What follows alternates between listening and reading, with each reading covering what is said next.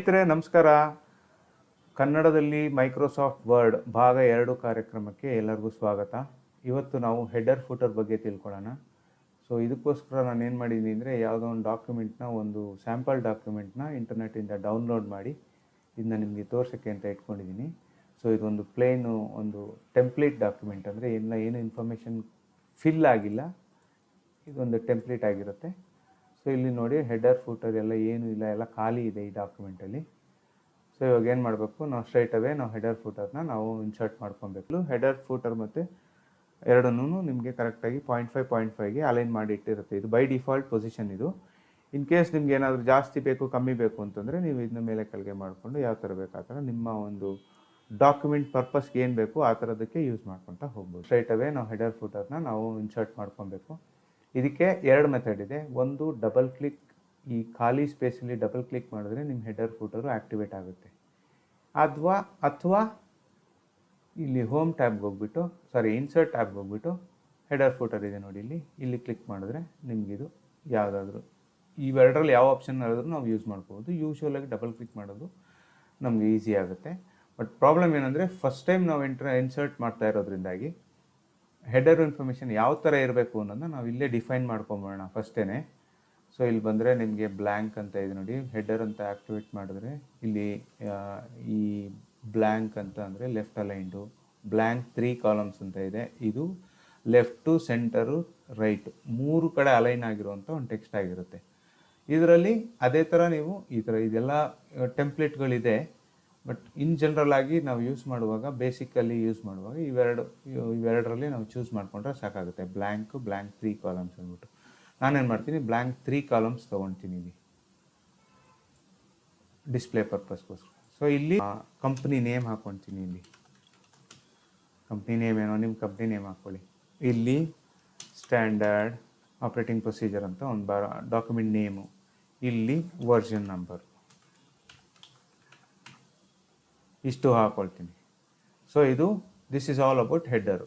ಇಲ್ಲಿ ಬೇಕಂದರೆ ನೀವು ಡಾಕ್ಯುಮೆಂಟ್ ಇದು ಫಾಂಟ್ ಚೇಂಜ್ ಮಾಡ್ಕೊಬೋದು, ಫಾರ್ಮ್ಯಾಟ್ ಮಾಡ್ಕೊಬೋದು. ಬೇಸಿಕಲಿ ಬೋಲ್ಡ್ ಗೀಲ್ಡ್ ಮಾಡೋಂಗಿದ್ರೆ ಮಾಡಿಕೊಂಡು, ಏನಾದರೂ ನಿಮ್ಗೆ ಯಾವ ಥರ ಬೇಕು ಆ ಥರ ಫಾರ್ಮ್ಯಾಟ್ ಮಾಡಿಕೊಂಡು ಇಲ್ಲಿ ಇಟ್ಕೊಳ್ಳೋಣ. ಓಕೆನಾ? ಇದು ಹೆಡರ್ ಆಯಿತು.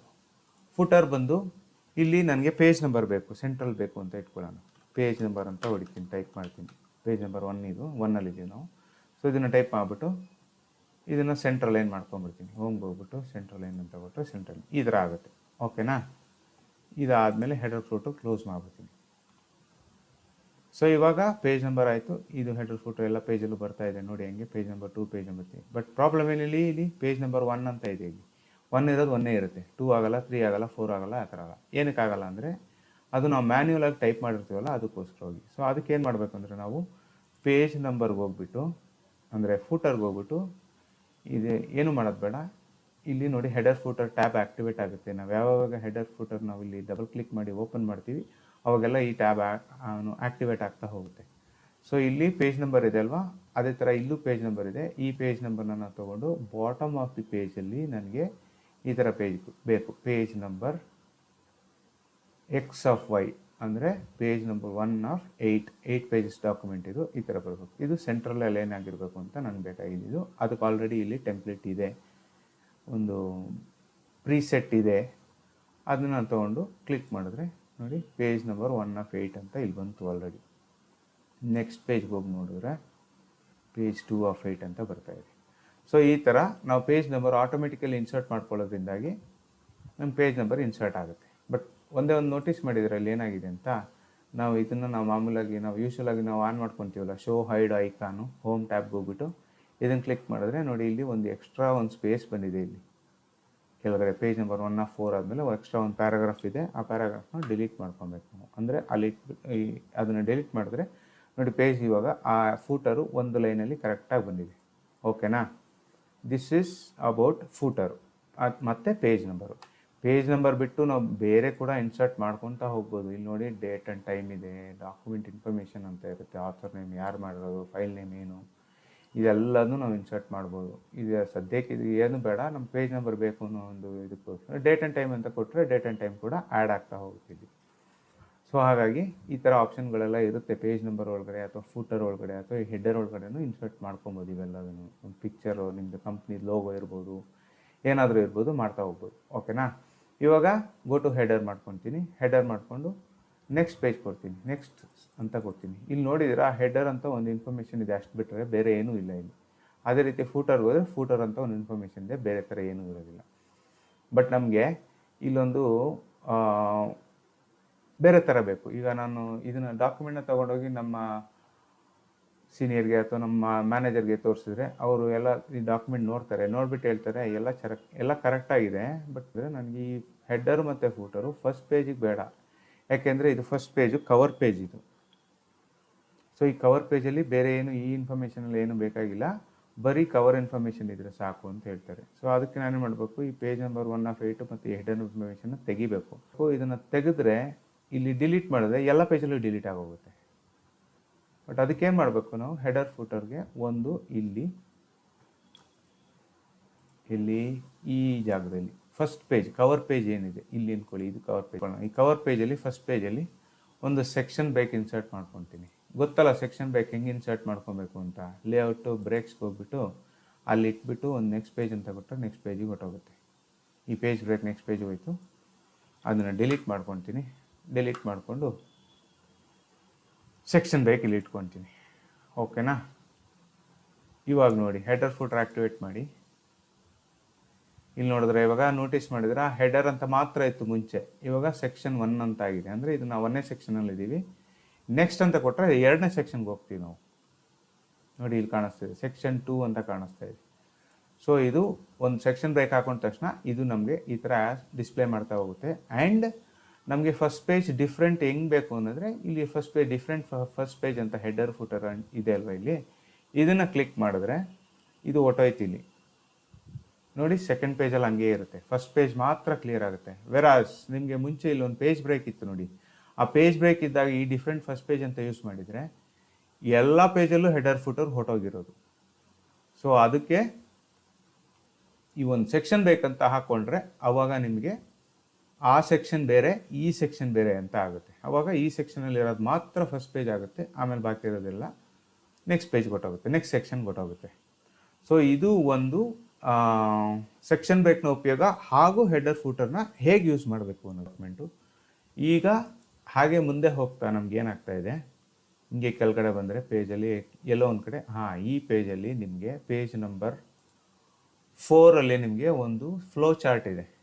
ಈ ಫ್ಲೋ ಚಾರ್ಟ್ ಬಂದು ನೋಡಿ ಇಲ್ಲಿ ಅರ್ಧ ಕವರ್ ಆಗಿಲ್ಲ, ಅಂದರೆ ಪೇಜಿಂದ ಆಚೆ ಹೊಟ್ಟೋಗಿದೆ ಈ ಫ್ಲೋ ಚಾರ್ಟು.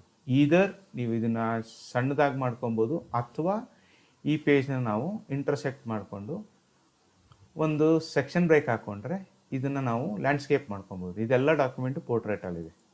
ಸೊ ಅಗೇನ್ ನಮ್ಮ ಸೆಕ್ಷನ್ ಬ್ರೇಕು ಇಲ್ಲಿ ಮತ್ತೆ ಕೆಲಸಕ್ಕೆ ಬರ್ತಾ ಇದೆ. ಲೇಔಟ್ಗೆ ಹೋಗ್ಬಿಟ್ಟು ಬ್ರೇಕ್ಸ್ಗೆ ಹೋಗಿ ಒಂದು ಸೆಕ್ಷನ್ ಬ್ರೇಕ್ ತೊಗೊಂಡ್ರೆ ನೋಡಿ ಮೇಲ್ಗಡೆ ಒಂದು ಸೆಕ್ಷನ್ ಬ್ರೇಕ್ ಇನ್ಸರ್ಟ್ ಆಯಿತು ಹಿಂದಿನ ಪೇಜಲ್ಲಿ. ಸೊ ಇವಾಗ ಈ ಡಾಕ್ಯುಮೆಂಟು ಈ ಪೇಜು ಇಂಡಿಪೆಂಡೆಂಟ್ ಆಗಿದೆಯಾ? ಇಲ್ಲ. ಯಾಕೆ ಹೇಳಿ? ಒಂದು ಓಪನ್ನು ಒಂದು ಕ್ಲೋಸ್ ಮಾಡಬೇಕಲ್ಲ ಸೆಕ್ಷನ್ ಬ್ರೇಕ್. ಸೊ ಈ ಸೆಕ್ಷನ್ ಬ್ರೇಕ್ ಕ್ಲೋಸ್ ಮಾಡಬೇಕು. ಇಲ್ಲೊಂದು ಸೆಕ್ಷನ್ ಬ್ರೇಕ್ ಇಟ್ಕೊಂಡು ಇಲ್ಲಿ ಇಟ್ಬಿಟ್ಟು ಇಲ್ಲೊಂದು ಸೆಕ್ಷನ್ ಬ್ರೇಕ್ ಕೊಟ್ಟರೆ ನೋಡಿ ಈ ಡಾಕ್ಯುಮೆಂಟಲ್ಲಿ ಇಲ್ಲಿ ಒಳಗಡೆ ಬಂದುಬಿಟ್ಟಿದೆ ಸೆಕ್ಷನ್ ಬ್ರೇಕ್. ಅಂದರೆ ಇದು ಪಿಕ್ಚರ್ ಇರೋದ್ರಿಂದ ನೋಡಿ ಈ ಸಿಂಬಲ್, ಈ ಆ್ಯಂಕರ್ ಸಿಂಬಲ್ ಕಾಣಿಸ್ತಾ ಇದೆ ನೋಡಿ ಈ ಫ್ಲೋ ಚಾರ್ಟ್ ಕೆಳಗಡೆ. ಅದು ಈ ಆ್ಯಂಕರ್ ಸಿಂಬಲ್ ಅಂದರೆ ಇದು ಪಿಕ್ ಅಂತ, ಅಂದರೆ ಪಿಕ್ಚರ್ನ ಇನ್ಸರ್ಟ್ ಮಾಡಿರೋದು ಇದು ಇಷ್ಟನ್ನು ಸೇರಿಸಿ. ಇದೆಲ್ಲ ಬಂದು ಮಾಮೂಲಿ ಬ್ಲಾಕ್ಸು ಇಲ್ಲಿಂದನೇ ಶೇಪ್ ಇನ್ಸರ್ಟ್ ಮಾಡಿರೋದು ಇವೆಲ್ಲ ಓಕೆ. ಬಟ್ ಇದು ಮಾತ್ರ ಈ ಆ್ಯಂಕರ್ ನೋಡಿ, ಆ್ಯಂಕರ್ ಕಾಣಿಸ್ತಾ ಇದೆಯಲ್ಲ, ಇದು ಪಿಕ್ ಅಂತ ಅಂದ್ರೆ ಐಡೆಂಟಿಫೈ ಆಗುತ್ತೆ. ಸೊ ಈ ಮಧ್ಯದಲ್ಲಿ ಅದು ಬಂದಿದೆ, ಅದನ್ನ ಅವರೇನು ಅಲೈನ್ಮೆಂಟ್ ಮಾಡಿಲ್ಲ, ಹಾಗಾಗಿ ಅದು ಹಂಗೆ ಇದೆ. ಸೆಕ್ಷನ್ ಬ್ರೇಕ್ ಇಲ್ಲಿ ಕಾಣಿಸ್ತಾ ಇದೆ ನೋಡಿ, ಇಲ್ಲಿ ಮಧ್ಯದಲ್ಲಿ ನೋಡಿದ್ರೆ ಕಾಣಿಸುತ್ತೆ. ಸಪೋಸ್ ಹಂಗೆ ಕಾಣಿಸಿಲ್ಲ ಅಂದರೆ ವ್ಯೂ ಚೇಂಜ್ ಮಾಡ್ಕೊಬೋದು ನೀವು. ಇಲ್ಲಿ ವ್ಯೂಗೆ ಹೋಗ್ಬಿಟ್ಟು ಔಟ್ಲೈನ್ ಅಂತ ಕೊಟ್ಟರೆ ನೋಡಿ ಇಲ್ಲಿ ಸೆಕ್ಷನ್ ಬ್ರೇಕ್ ಕಾಣಿಸ್ತಾ ಇದೆ. ಇಲ್ಲಿ ಫ್ಲೋ ಚಾರ್ಟ್ ಪೇಜಲ್ಲಿ ಪೇಜ್ ಬ್ರೇಕು ಇದೆ, ಸೆಕ್ಷನ್ ಬ್ರೇಕು ಇದೆ. ಈ ಥರ ನಾವು ವ್ಯೂನ ಯೂಸ್ ಮಾಡ್ಕೊಬೋದು. ಅವಾಗ ಇಲ್ಲಿ ಕಾಣಿಸುತ್ತೆ ನೋಡಿ ಪೇಜ್ ಬ್ರೇಕು ಇದೆ, ಸೆಕ್ಷನ್ ಬ್ರೇಕು ಇದೆ. ಸೊ ಇಲ್ಲೊಂದು ಸೆಕ್ಷನ್ ಬ್ರೇಕ್ ಆಲ್ರೆಡಿ ಇನ್ಸರ್ಟ್ ಆಗಿರೋದ್ರಿಂದ ಈ ಪೇಜ್ ಬ್ರೇಕು ಈಗ ನಾವು ಈ ಪೇಜ್ನ ನಾವು ಓರಿಯೆಂಟೇಷನ್ ಚೇಂಜ್ ಮಾಡ್ಕೊಳ್ಳೋಣ. ಓರಿಯೆಂಟೇಷನ್ ಚೇಂಜ್ ಮಾಡಿಕೊಂಡು ಲ್ಯಾಂಡ್ಸ್ಕೇಪ್ ಮಾಡ್ಕೊಳ್ಳೋಣ. ಓಕೆನಾ. ಪಿಕ್ಚರ್ ಎಲ್ಲ ಕವರ್ ಆಯಿತು ಕರೆಕ್ಟಾಗಿ, ಇಡೀ ಪೇಜಿಗೆ ಪಿಕ್ಚರ್ ಬಂದಿದೆ, ಸೆಕ್ಷನ್ ಬೇಕು ಕರೆಕ್ಟಾಗಿ ಇನ್ಸರ್ಟ್ ಆಗಿದೆ, ಎಲ್ಲ ಆಗಿದೆ.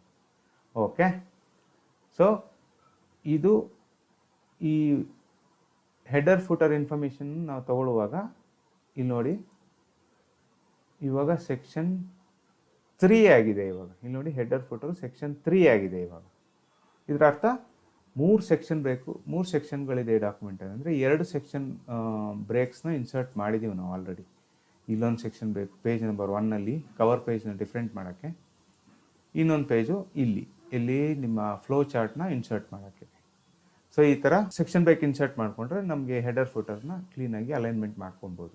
ಸೊ ಈ ಲಿಂಕ್ ಟು ಪ್ರೀವಿಯಸ್ ಅಂತ ಏನಿದೆ ಇಲ್ಲಿ, ಇದನ್ನು ನಾವು ಅನ್ಚೆಕ್ ಮಾಡಿದ್ರೆ, ಈಗ ನೆಕ್ಸ್ಟ್ ಪೇಜ್ಗೆ ಹೋಗ್ತೀವಿ ಅಂತ ಇಟ್ಟು ಇದನ್ನೆಲ್ಲ ತೆಗೆದುಬಿಟ್ರೆ ಲಿಂಕ್ ಟು ಪ್ರೀವಿಯಸ್ ತೆಗೆದ್ರೆ, ಇಲ್ಲಿಂದ ನಾವು ಬೇಕಾದರೆ ಹೊಸ ಹೆಡರ್ ಫುಟರ್ ನಾವು ಯೂಸ್ ಮಾಡ್ಕೊಬೋದು. ಅಂದರೆ ಈ ಪೇಜಲ್ಲಿ ಈಗ ಸೆಕ್ಷನ್ 3 ಇದೆ ಅಲ್ವಾ, 3 ಆದಮೇಲೆ ಇಲ್ಲಿ 4 ಬಂದಿದೆ ಅಲ್ವಾ, ಇಲ್ಲಿ ಬೇರೆದನ್ನ ನಾವು ಇನ್ಸರ್ಟ್ ಮಾಡ್ಕೊಬೋದು ಲಿಂಕ್ ಟು ಪ್ರೀವಿಯಸ್ ಇಲ್ಲ ಅಂದರೆ. ಈ ಲಿಂಕ್ ಟು ಪ್ರೀವಿಯಸ್ ಅಂದರೆ ಹಿಂದಿಂದ ಏನಿರುತ್ತೆ ಅದೇ ಕರೆಕ್ಟಾಗಿ ಇಲ್ಲಿ ಬರುತ್ತೆ. ಇಲ್ಲಿ ಬೇಕಂದರೆ ನಾವು ಇನ್ನೇನೋ ಒಂದು ಅಡಿಷ್ನಲ್ ಇನ್ಫಾರ್ಮೇಷನ್ ಅಂತನೋ ಏನೋ ಒಂದು ನಾವು ಮಾಡ್ಕೊತೀವಿ ಅಂತ ಇಟ್ಕೊಳ್ಳೋಣ. ಅಡಿಷ್ನಲ್ ಪ್ರೊಸೀಜರ್ ಅಂತ ಇಟ್ಕೊತೀವಿ ನೋಡಿ.